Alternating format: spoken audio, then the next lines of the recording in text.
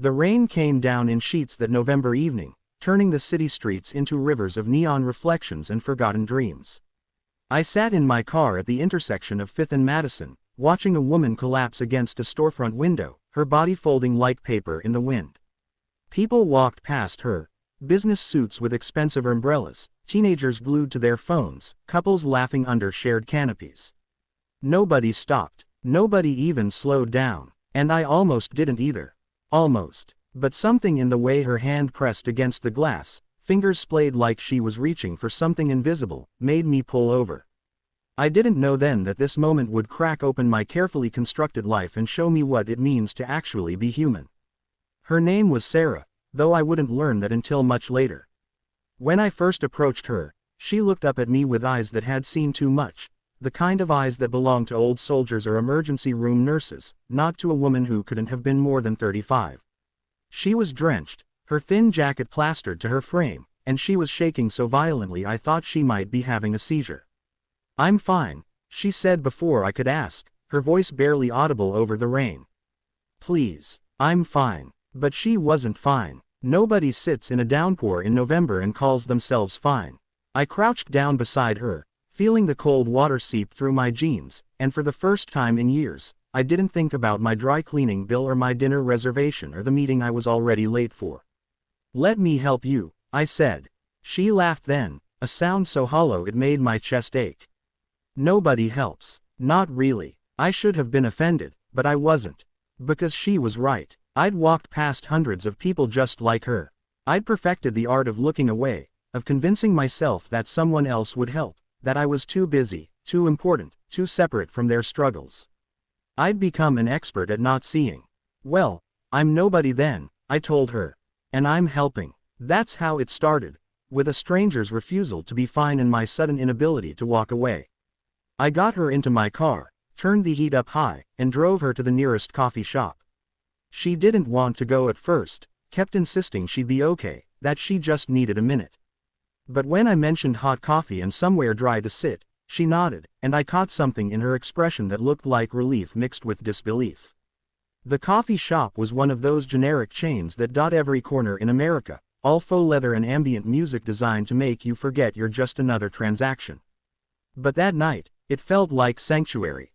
We sat in the back corner, and I watched Sarah wrap her hands around a steaming mug, her whole body angled toward its warmth like a plant toward sunlight.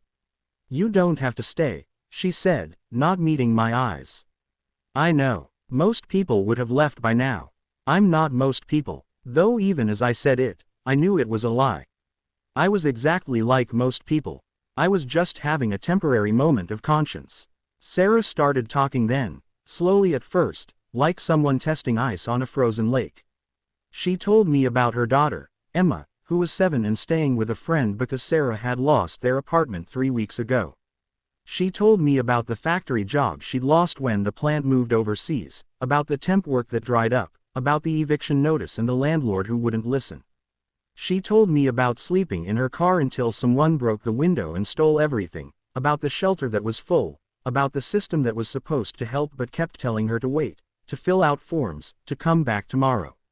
"Tomorrow," she said, her voice breaking. "There's always a tomorrow. But Emma asks me every night when we can go home, and I don't know what to tell her anymore. I don't know how to explain that home is just gone." I sat there, my expensive coffee untouched, feeling my privilege like a weight around my neck. I had 2 spare bedrooms in my condo. I had savings accounts and retirement plans and investments. I complained about traffic and slow Wi-Fi while this woman was trying to figure out where her daughter would sleep. What if I could help? The words came out before I'd fully thought them through. Sarah looked at me then, really looked at me, and I saw the fear in her eyes. Not hope, fear. Because hope is dangerous when you've been disappointed too many times. How? I didn't have an answer. Not a good one. But I pulled out my phone and started making calls. I called my sister who worked in social services. I called my friend Marcus who managed affordable housing units. I called my old college roommate who ran a nonprofit. And somewhere between the 5th and 6th call, something shifted. People started saying yes. Resources started appearing. Doors started opening. By midnight, Sarah had an appointment with a housing counselor, a lead on a job, and a promise of emergency assistance. It wasn't everything. It wasn't even close to everything, but it was something. It was a start. "Why are you doing this?" Sarah asked as I drove her to the friend's house where Emma was waiting. I thought about that question. Really thought about it. Why was I doing this? Was it guilt, obligation, some performative gesture to make myself feel better?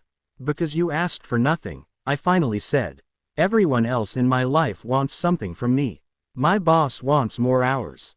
My parents want grandkids. My friends want me to join their causes and sign their petitions and show up to their events.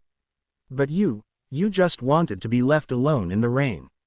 And that's exactly why you shouldn't be." Sarah was quiet for a long moment. Then she said, "Her teacher told me last week that Emma drew a picture of our family. She drew me and her, standing in front of a house. But the house didn't have a door. Just windows and walls, no way in or out.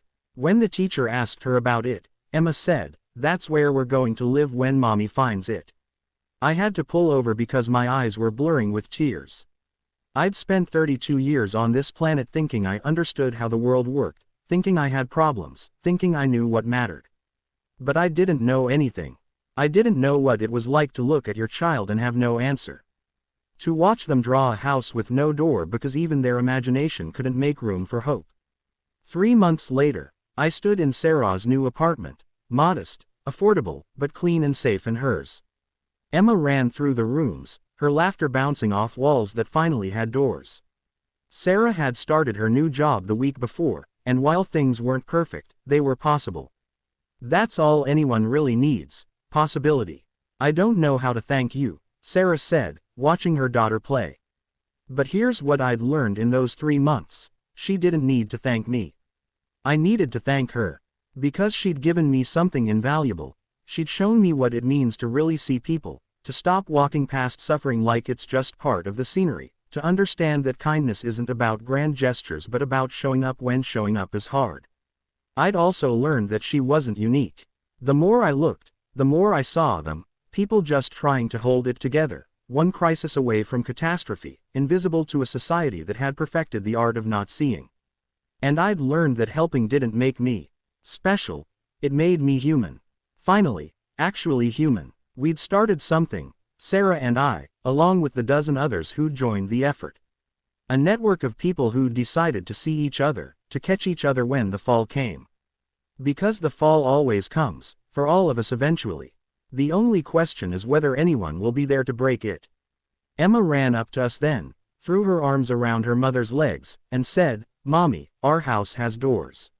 So many doors." Sarah's eyes met mine over her daughter's head, and in them I saw something I'd been searching for my entire life without knowing it: connection.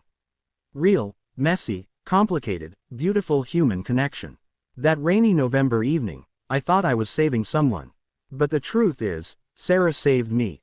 She saved me from a life of looking away, from the comfortable numbness of self-absorption, from the poverty of a heart that had forgotten how to truly give.